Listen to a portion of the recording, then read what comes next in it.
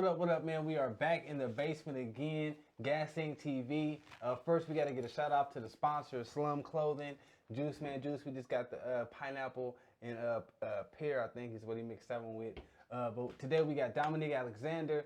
If you can see by the belt, you know what I mean? He got them hands. But first, Will, are you born and raised here? Born and raised here, man. Okay. I was born at Stormont Vale, man. Me too. That's what's up. That's what's up. Like we was talking about earlier. So we met in high school, you know what I mean? Like I was saying before, as long as I've known him, it's always been I gotta go train, I gotta do this in regards to boxing. Yep. When I get out, regardless of what we was doing in class, clown or whatever, it was always back to that focal point of boxing. So before we met, was it always part of your life or? Yeah, man. Boxing has always been a part of my life, man. It's always been like a key staple in my family, man. You know, my grandfather fought in World War I. He was a fighter in the Navy. So he boxed in the Navy. Later on, my dad came in, and then he started boxing. He played baseball. He was a collegiate athlete. So he played baseball, basketball, played at Wichita Heights 77 team. Man, that was a dope team, man. They was killing teams out there. That was before the three-point line came in. But yeah, man, he got in there, and so I was always around it. Like I would go to the gym with him. I would go to, you know, I would go to, you know, I would be around the gym. I was always involved with it. So, but I tried other sports, you know, basketball, baseball, football, and I was athletic, but it just never just really gravitated to it, man. You know what I mean? It was always, you know, because in team sports, man, it's always you can, you know, I mean, if the team ain't playing right, y'all gonna take a L. Right. You know what I mean? But in boxing, it don't matter who it is. When that bell rings, it's just you and the other man. So, so I got into that, man. I started boxing, competing when I was about 12 years old. 12? Yeah. Golden Gloves or? Golden Gloves, man. I started down at Eastline. Eastline? Yeah. Oh, he's a vet. He's a vet. Okay. I started down at Eastline, man. I live right on Illinois, and so I would walk all the way down on Indiana, man. Who was your coach back then? Paul Adami. And I think the majority of people that started, Paul's been doing it since 1985, man. So there was no question who I had to be able to go with. I mean, my dad was still an intricate piece in it, man. And so with him, but Paul, man, Paul was a big part of it, man. So yeah, so I was down there. Yeah, man. So I went down there and started fighting with him, and I was in there with. I was the youngest guy in there, man. So I had other guys like Leon Harrison and all them guys, man. So, but I was the youngest guy in there, man. You just going into fight any of the Olympics or anything like that? I went to the Western Trials for the 2004, and in order to be able to qualify for the Olympics, you have to be able to win at least 3 of the major tournaments. So you got to win either Ringside World Championships, USA Championships, Pan Am Games. There's a couple other ones. So, and if you got to win like 3 out of 5 out of that. Growing up, we didn't have a whole lot of money for me to be able to go ahead and do that. I won Ringside World Championships, which I was a big tournament that I won. That's dope. And it was right in Kansas City. At what age? I was 17? I was 17 when I won that. 17, man. So, did it keep you out of trouble? Most definitely, man. Most definitely. I was fortunate enough to be able to have both my parents in my life, man. My mom and my dad. You know what I mean? And anybody that knows me knows my pops don't play no games, man. He correctional guard for the last 20 years, 20-some years, man. You know what I mean? So, pops didn't play no games. He was a militant man, man. But still, you can always veer off that. You know what I mean? And I was always attracted to other things that were out there, but boxing always pulled me back because you got to be 100 with it, man. Yeah. You got to be 100 like with me it. with the music. Yeah. It looks good. We're going to get back into the booth for a little while. Yeah. You know what I mean? So at what age did you start fighting professionally? It was after I knew I wasn't going to qualify for the Olympic team. They had I won Kansas, Oklahoma regionals again. And then after that, man, I was just like, you know what? I'm just going to I'm going to throw my hat in the ring and go pro. I didn't have any calls, no promotional teams, no nothing was around, man. So I was just kind of like, I'm going to take a shot at it. They had a promoter. From here? Yeah, from here, by the name Damon Reed. Guys know him, Damon. Damon put on fights for a long time, fought professionally, man, had a good career. So when I told Damon that I was gonna fight, Damon was like, he was like, yeah, man, most definitely. Let's get you on the card. Work for a while, right? Yeah, he said, let's get you on the card, man. I had my first pro fight. I was 19 years old. I had my first pro fight. Is that here? That was here. That was at the Sports Center. Okay. Yeah. Or Sports Zone. Sports Zone. We fought at the Sports Zone. Pro debut, fight out there, man. Stopped the guy in the first round. I say, did you get the dub? First round knockout. How'd that feel? That was, man. It felt good, man. It felt real good. I mean, the dude fell out the ring. His head hit the bell, man. It was an accomplishment. I did it, man. You know what I mean? I did it. But after that, you still just like, man. I always wanted to branch and go see. I wanted to fight in Vegas, New York. What I mean? I wanted to fight on big stages. So, man, powers that be, man, gave me the ability to be able to sign a promotional contract in Houston, Texas, man. So did you have to go down there and go training? I had to. I had a meeting with them. They sat down, pretty much had me and my mom in like this big conference boardroom, man. It was like some executive stuff. Yeah, I hear this stuff, right? Yeah, I hear it though. Some executive stuff, man. I sat in there with my mom. They pretty much gave me the contract, told me what my sign-on bonus would be, what they would take care of, where I would fight at, who I would train with, gave me the contract that I got is usually contracts that they give guys that come out of the Olympics, that at least compete in the Olympics. You know what I mean? Because, I was getting a pretty big sign-on bonus, man, to be 19 years old, man. What's up, 19. Remember he said he was 19. I was 19, man. And so I got that. I ended up going down to Texas, man. They showed me everything, my training facility that I'll be training with, man, and or I'll be training out of. And, man, and after that, I signed on the dotted line, signed a 2-year deal with Fox Sports Net, fought on this Fox Sports Net. Man, funny story. Wow, okay. They had, John Goodman. Yeah. John Goodman, the actor John Goodman, his wife, Annabeth Goodman, was a boxing promoter and manager. And, she promoted Kingfish Boxing, man. That's what's up. And so I fought on her network a couple times, man, and that was it, man. So that's crazy. And this was all at 19. All at 19, yeah. And how many, when you signed the contract, how many fights did you have after that? After that, I fought probably 4 to 5 times a year. Because usually when you first turn pro, you stay real active. You know what I mean? You got to stay busy. You're trying to get your belts up. Right. You got to get that experience, man. You got to, they keep you active. Then after that, you kind of fall back after you've been, once you get established, once you get ranked, once you get recognized. That's why you see those world champions now, man. They only fight maybe once, twice a year. Right. You know what I mean? But they making, $20, $30 million. Right. So, was there any cons to it though? Like as far as the dedication and time you had to put once you signed that contract? Oh yeah, because that was my full-time job. You know what I mean? So that was my 9 to 5. So every morning, man, you get up 5:30 in the morning. We got road work. Then after you get done with your road work, you gotta go meet with the strength and conditioning coach at the weight room. Swimming, weights, plyometrics, that whole 9. Then you go home, sleep, eat breakfast, get ready. Then that afternoon, you in the gym. Now you got, maybe it's a sparring day. You got to spar. Dedication. Hand pads, the whole 9. Then you go back home, go to sleep. You know what I mean? And if I didn't have a fight, I go home, go rest. But if I did have a fight, I was usually training about 3 to 4 times a day. Gotcha. You know what I mean? So really dedicating yourself to it, man, because that's what they're paying you to do. Right, that's your check. Yeah. You know what I mean? You got to live it, eat it, sleep it. You know what I'm saying? That's what's up. So, man, y'all see it though, right? Y'all see it. Yes, sir. Oh man, how did that feel when you got that? Man, that's probably. I had 3 other titles, man, that I won. One of the titles that I won was a USBA, or not USBA, but a USBC, which I buried with my grandfather, man, because I was supposed to have a fight. I came back. The day that I came back, he passed away. Okay. And I remember, man, my family was like, what you going to do, man? You don't have to fight. My promoter called me. My manager called me and said, Nick, we'll call off the fight. And I remember my grandma was there in the hospital room. She said he would want you to do it. Right. So I fought. I ended up winning that title, and then I buried it with him, man. And then I got another Texas State title. And then this one's probably my most favorite, man, or the one that means the most because I fought at 175. And so many people said I couldn't make that weight. So did you go up? I dropped down. I was fighting at 200. You know what I mean? I was fighting at cruiserweight. I was fighting at 200. So when they told me, you know what I'm saying, when I told them I wanted to go light heavyweight, they was like, nah, bro. There's no way. You 6'4", man. You can't make.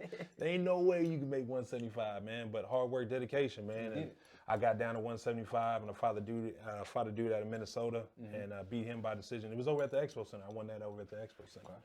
So that's the Midwest Boxing Association, man. So Midwest champion. That's what's up. So at what point were you done with boxing, or you may have felt that you reached your peak? You never really feel that as a fighter, man. You know what I mean? It's like with anything. If you play basketball your whole life, you always gonna feel like you can hoop. You know what I mean? So I think it came to an end while I was in Houston, because I lived in Houston for almost 12 years. You know what I mean? And then I went down a different path, forgot the reason why I got there. Right. You know what I mean? I fell into the pit holes of life. You know what I mean? You got money, you got cars, you got girls, you got, you know, everything. Right. You VIP everywhere you go. And I think in my mind, I felt like I made it. I was world champion. You know what I'm saying? I mean, I was ranked as high as number 14 in the nation. Right. To me, I made it. You know what I mean? Right. I'm a kid from Topeka. I ain't never had nothing, man. You know what I'm saying? You know what I mean?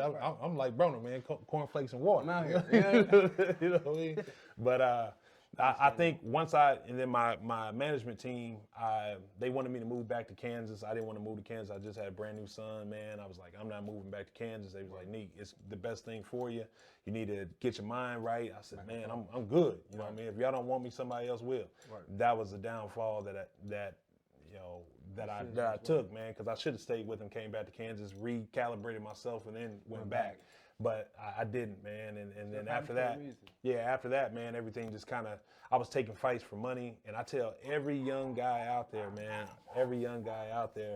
that if you are fighting for money, man, if that's the reason why you're getting into this game, you're doing it all for the wrong reasons. The wrong reasons, man, because that money's not going to motivate you to be able to go back out there. Tell them, man, all the time, man, when you're in between rounds and your eyes split open, or this guy's, you know, he's doing everything, you're doing everything you think you can to be able to win. Right. And he's still, you know, he's still persevering through, you know what I'm saying? You have to have something inside of you to be able to go ahead and pull you out of that. And money ain't going to be it. Money ain't. Because in boxing, when you sign a contract for $20,000, $50,000, $100,000, you get that win, lose, or draw. As soon as that first bell rings, it's done. You're done. You know what I mean? So you can go back to that corner and say, you know what, this cool. Dude's too much for me. I don't want it. Right. I'm paid. But you got to have a drive that's going to push you. You got to have a drive, man, and it's got to be something that, you know, rather it's your family, rather it's you want to, you know, get your mom into a better, you know, living condition, rather it's you want to be able to provide for your kids better, man. You know, that's what's going to pull you out to be able to go ahead and get one of them and then move even higher than that. I know if I get hit one time, I'm done. Give me that check. Yeah, I'm cool. Sign that check out. You're right. It's not gonna be the money that's gonna motivate you. Most definitely. When they putting them hands on you, it's got to be something from within. Like I know if I was a boxer, it'd be my anger or whatever aggression. Mm-hmm. Like when I used to do music, that's why I did music, because I couldn't express it when I get mad. Right. I'd be able to write it down, and I'd be cool after I get to write it down. So it got to be something inside you. Something inside definitely. You. So I do show up.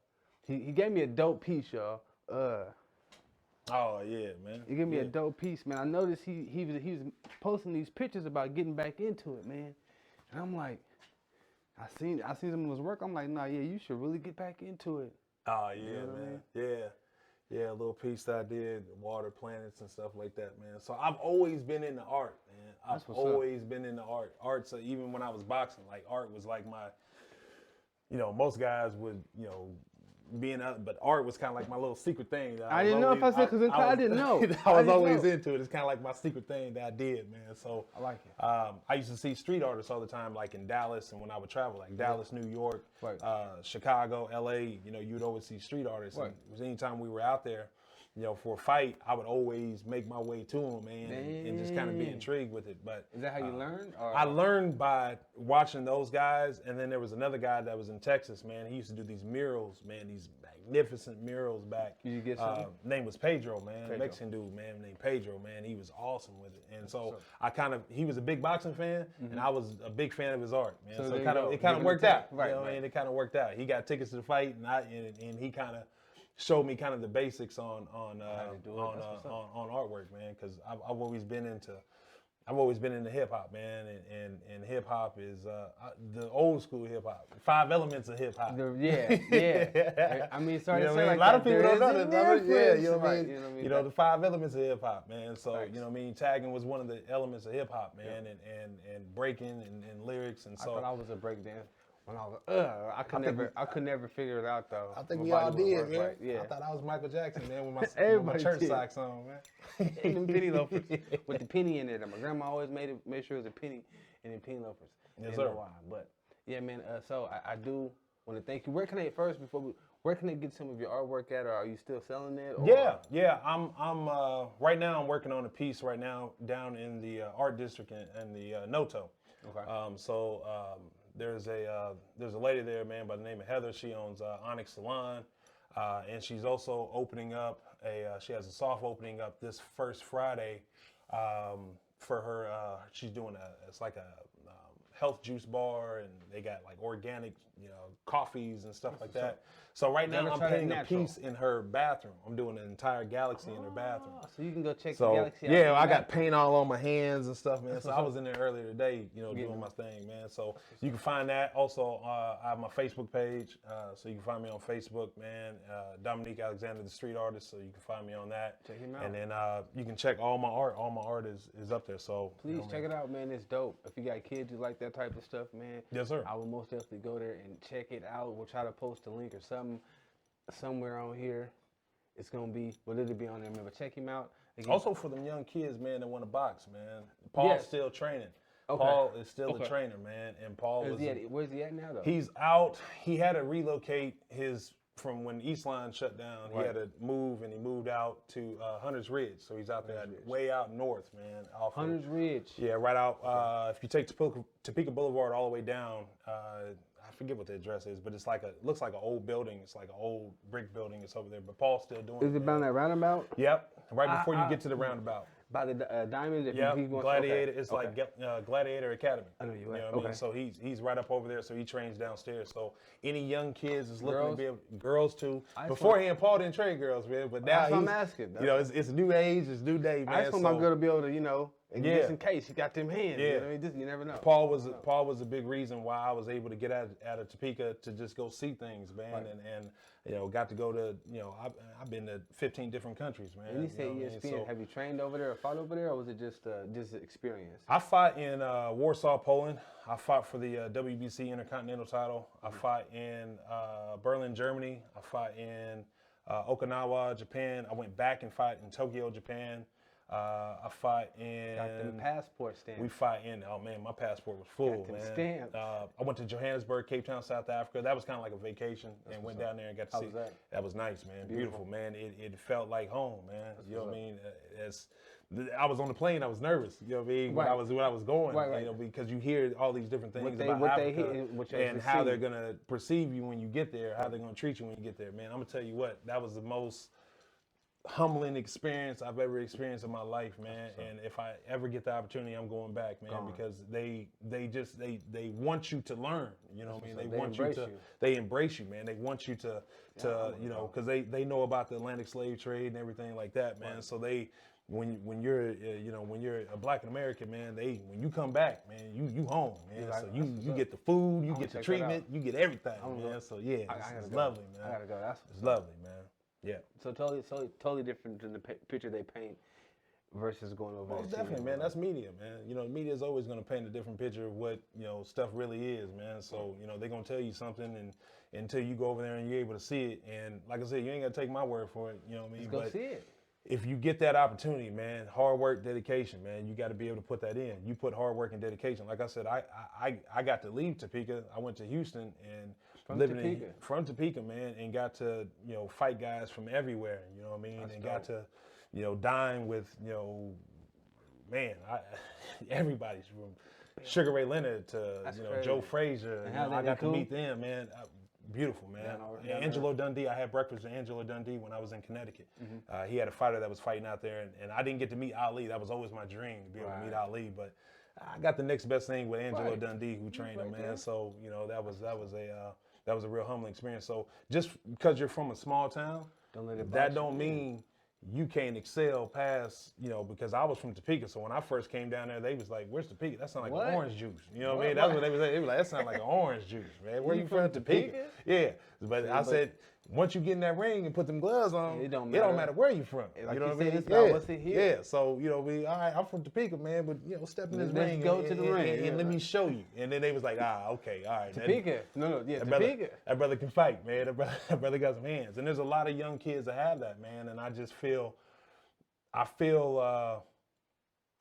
some type of way, man, because team sports was never really my thing. Right. And I know there's a lot of kids, team sports ain't really their thing. Either one, boxing helped me with my grades, because I could care less about making a 2.5 GPA to play basketball or to play football. You know what I'm saying? I need to get in this ring, and I know but if I don't.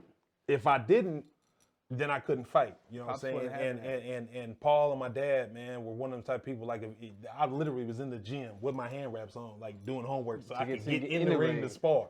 You know what I mean? Like, you get the homework done, so I'm doing my homework. But a lot of kids don't have what what some of us had when we was young, as far as our parents being almost like that. You know what I mean? Because I know my dad, same way. Yeah. And my mom. You know what I mean? Like, mom told me, you can stay up. But boy, your ass better wake up. Yeah, man. Yeah. But Paul's one of those, man. Paul goes and picks kids up, man. He's been doing it since '88, man. You know what I mean? And there's a lot of kids. Salute Paul. Paul is he's getting older, man. And he always told me, he's like, man, you're gonna have to take over one day, man. Might have to. And I know that I will. You know what I mean? And that's one of the things that I have to do some searching in myself, because I want to. I owe it to be able to go on ahead and give back and mentor and to help those kids that want to do it, so that they can excel higher than me, man. You know what I mean? And you can show them you done did it. Yeah. Proven fact, you done did it. Most definitely, man. Most definitely. So. All right, well, man, I appreciate you for coming down. Man, I appreciate you having me, man. You know what I mean? Already, Gas Inc. TV. Yes, sir. We are signing off. Dominique Alexander, Gas TV. We out.